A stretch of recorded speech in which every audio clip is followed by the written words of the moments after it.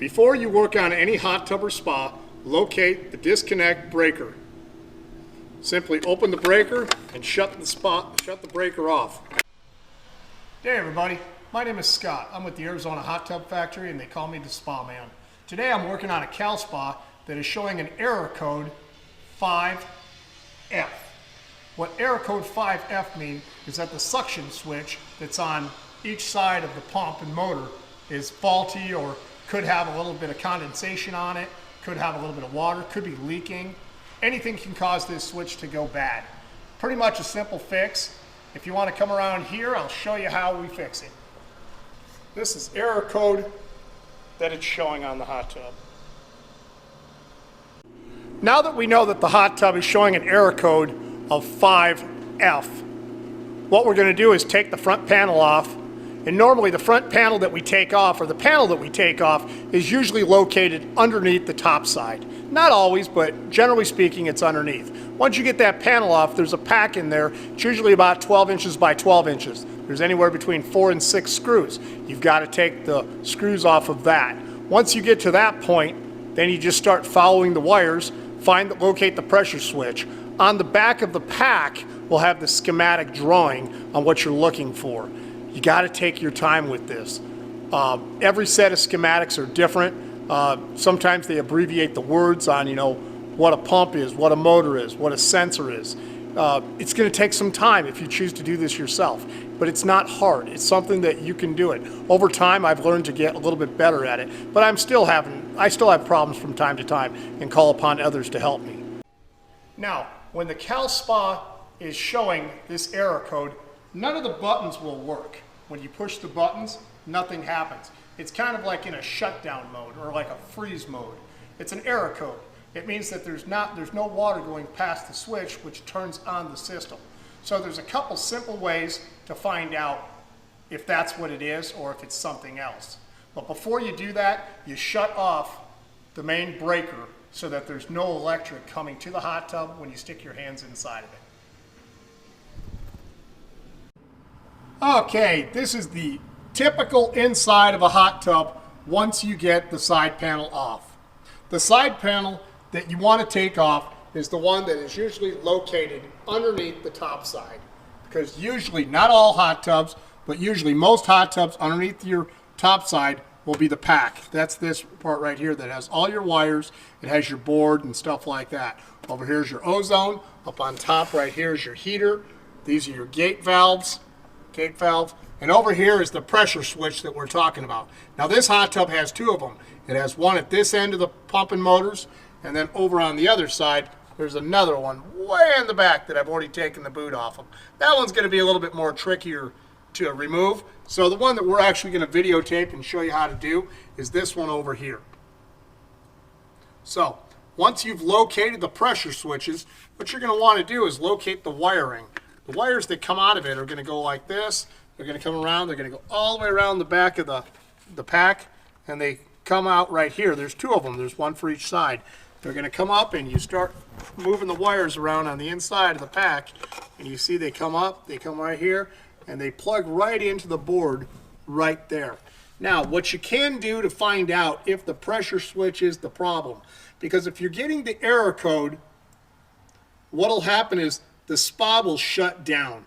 It won't work. None of the buttons will work. Your light won't work. The heat up or down won't work. The jets won't work. But if you unplug this, what will happen is the system will start working to where you can make the heat go up and down, and it will start heating. You can also turn off and on the light. You can also turn off and on the jets. The problem is that without having these two pressure sensors, it's not telling the rest of the system what's going on. So it's not like you can just unplug this, pull it out, run your system, and everything will work good. You'll probably put more stress or damage something else. I'm not sure what else could be damaged, but it's not right. It's kind of like if you had a fender bender and somebody ran into the back of your truck and tore off half your bumper and you couldn't hook up anything, would you leave it that way? No, you'd go out and get it fixed. Well, think of your hot tub as the same way. Now, I'm not sure which pressure switch is bad, but normally, like tires on a car, if I'm going to replace the left front, I'm going to replace the right front. Same thing with a pressure switch. Since there's two of them, there's one on the right side and there's one on the left side, I will be replacing both of them. Okay, the safety switch is always covered by this blue boot. You grab onto the boot and you pull off the boot, and underneath are two wires. And you can see this turns pretty easy and stuff. So that's probably what's been causing all this moisture that's right here on my fingers and stuff. To turn around and disconnect, you do nothing more than grab onto the wires. There's one, and there's two. They're simple push-on wires, nothing hard. To take this off, that's all you're going to do is you're going to unscrew it. Now, I do not recommend unscrewing these switches with all the water in the hot tub.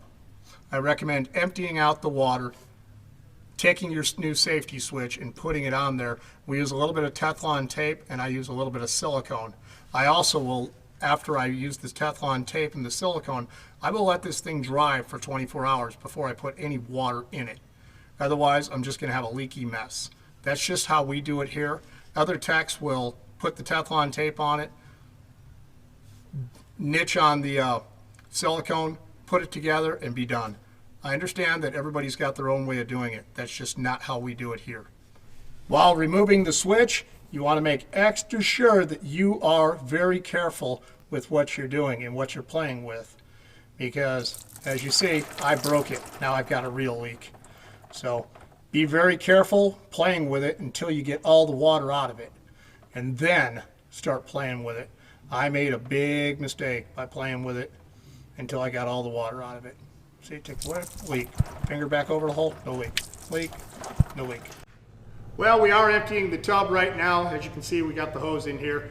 But I had to stay here because I was a dummy and I broke the safety switch, the little suction switch. I busted it right off. I don't know what I was thinking, but it happens to the best of us. It might even happen to you. So be safe. Empty the hot tub before you start messing with it. Well, after doing a little bit of investigation, this is the piece that broke off. I honestly think this might have been what was causing the problem to begin with all the water in the bottom of the tub. Because this thing, the minute I turned it just a quarter of a turn, it snapped right off in my hand. So I think this was my problem to begin with. It was leaking and it was leaking water around it, and it probably just caused condensation, caused a connection, caused a short, anything. Not really sure. But anyways, we'll put the new one on there and we'll get it up and running. Well, I got two safety switches. This is what the old one looks like. It's got the broken piece right there. The new one's got two sets of threads, so it's probably universal and will go in more than one hot tub. But you can see pretty much the same. It's got two connections with one connection, and it's got the two and the one. The only connections we use are the bottom one, and we use the top one. The wires don't make a difference, but the black wire was on the bottom and the red wire was on top in this particular hot tub. So before you take yours apart, you want to might want to check the wires. But we'll go ahead and we'll take this and get it installed. Before I install them, I always put Teflon tape on the threads. Makes it seal so much better. Some people will use silicone, some people use Teflon tape. I've seen people use sealer. This is just what, like I've said a bunch of times, this is what works best for our particular company on what we do.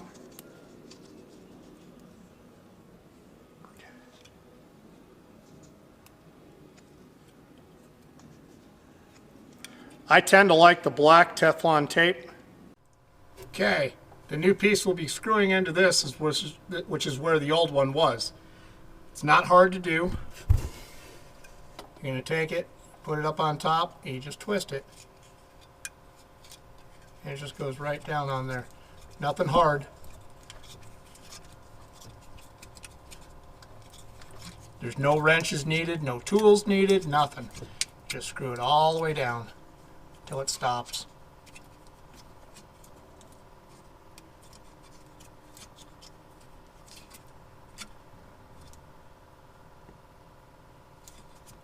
There she be. That's all there is to it. Nothing hard at all. Take and connect your wires. Now your wires, you got two wires. You got a black and you got a red. The black one goes to the bottom and the red one came out of the top. There's 3 different places that wires can go. So you're going to take the black one, plug the black one in, and it just slides right in place. Take the red one, just going to slide it into place up on top. It's kind of hard for me to do this with one hand. And that's it. Nothing more to it. Now we'll refill the tub, make sure we have no leaks, and see if the error code goes away. We've already done the other safety switch. Okay, I've got the hose in the hot tub. We're filling it up. The one benefit that I have to having a hot tub store is I can take the water out of one hot tub and put it into another hot tub, just like what I've done here. I just put it inside this jacuzzi that I'm working on, so I can transfer the water from the Cal Spa to the jacuzzi. And then over here I'm working on a Diamondback that I'm trying to fix a leak on. This is a really cool hot tub. So anyways, that's the one benefit that I do have to having a hot tub store, is that I can take water from one hot tub to the other hot tub. Now, if you're working on your hot tub and you don't want to take all the water out, you can close this gate valve right here. You can close this gate valve right here. And to close these, it's not hard. You pull the clip off and you push the gate valve down, and make sure that you got these little clips right here. You got these little things right here on the sides. Make sure that those go down in there. That way that will seal really good. You can see how you got to twist it. That'll seal really good. And then what you can do is you can take those, what do you call it, switches, those pressure switches off. I'm sorry, mine went blank. The pressure switches off. Now, to open them, put them back up, pull them straight out. Make sure these clips are in place. You don't want that to be pushed down or halfway pushed down, otherwise you'll lose pressure. But anyways, we got one here, we had one here, and then we had one over here also. I just always chose to take the water out because I don't want any water on it. I want to clean it really well, and then I seal it. Now I put Teflon tape on the threads, and I did use a little clear silicone that I put on the threads, and then I tightened it all down. That's just something I do. Other people won't do that. Some people will not use Teflon tape, and what they'll use is just silicone. There's no right or wrong way. It's what you've become accustomed to and what works for you. Okay? So, hot tub is almost filled. This is a super cool pump. It pumps about 78 gallons a minute. This is about a 350 gallon tub. So it should be filled up here pretty quick. As you can see, I've put the rubber boot back over the top of this because I don't want any water to get on it or any moisture. While doing that, take your time. It took me probably a minute or two of being able to get in there and stretch it out a little bit so that it did not do any damage to the boot itself or pull the wires off or break, the threads that go into the coupling there. So just take your time with this. Like I said, it took me probably a minute or two to do each one.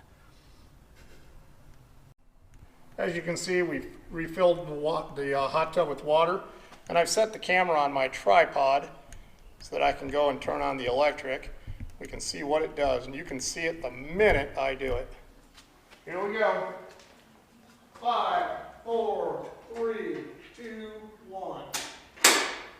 Contact. And it should flash through several codes. And it did exactly what it's supposed to do.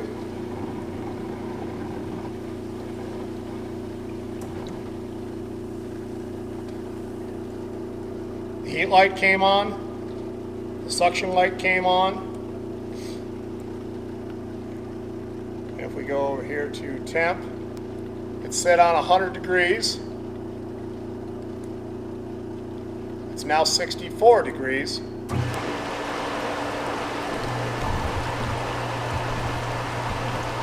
can hear the jets running.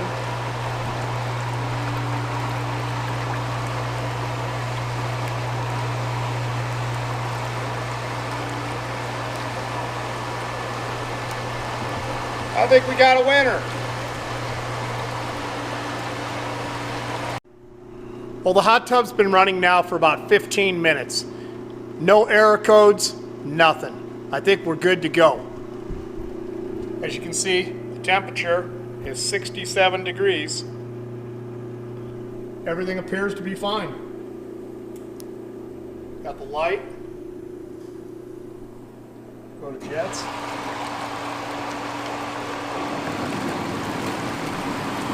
This is just a great hot tub.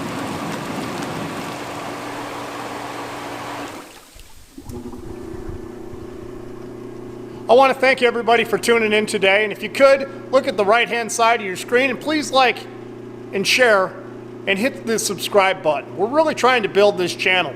If there's anything that you have a problem with in your hot tub, send me a private message. Put a comment down there. I'll answer it and I'll try to do a video.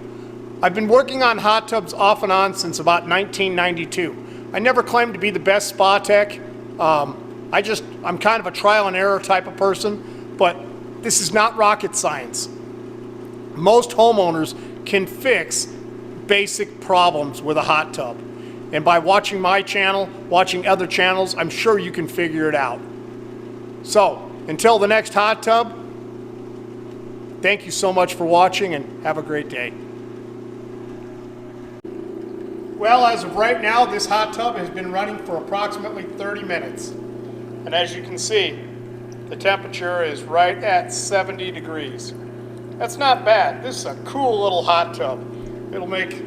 Hopefully this makes somebody a really nice hot tub, because we're basically going to finish fixing this thing up and we're going to ship it. We'll sell it. Again, right now the temperature is right at 70 degrees. This thing heats up super quick.